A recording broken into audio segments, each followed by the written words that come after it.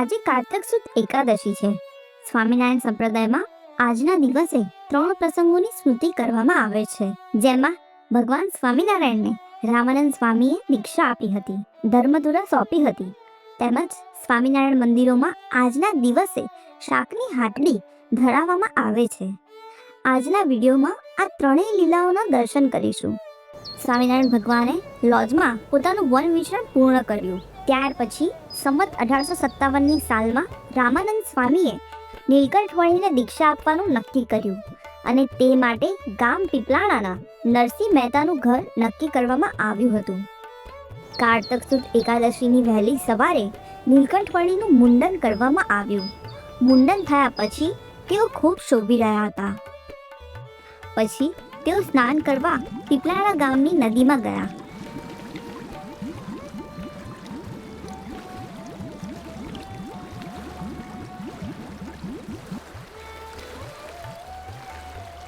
સ્નાન કરીને તેઓ દીક્ષા સ્થળે પહોંચ્યા, જ્યાં રામાનંદ સ્વામીએ દીક્ષા આપીને સહજાનંદ સ્વામી અને નારાયણ મુનિ એમ 2 નામ પાડ્યા।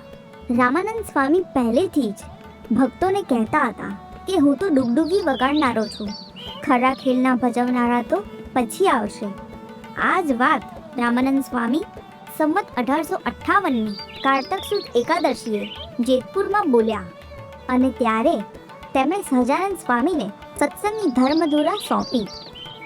આ ઉપરાંત તેમણે સહજાનંદ સ્વામીને સિંહાસન ઉપર બિરાજિત કરાવ્યા।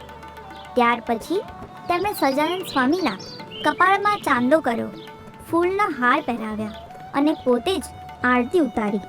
રામાનંદ સ્વામીએ સહજાનંદ સ્વામીને 2 વરદાન માંગવાનું કહ્યું।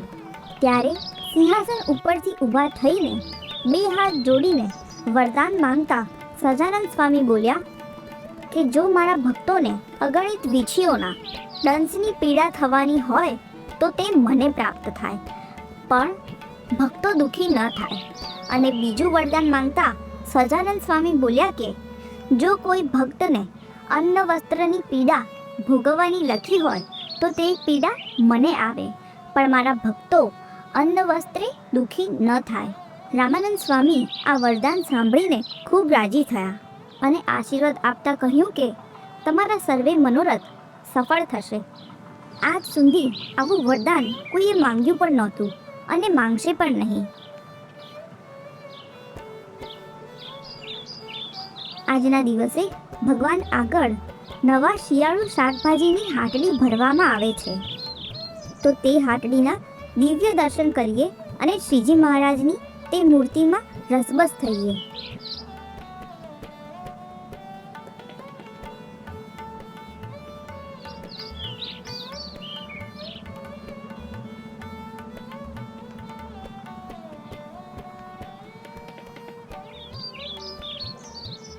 આજનો વિડીયો આપને કેવો લાગ્યો તે અમને કમેન્ટમાં જણાવશો, તેમજ કમેન્ટમાં જય સ્વામિનારાયણ લખવાનું ના ભૂલશો।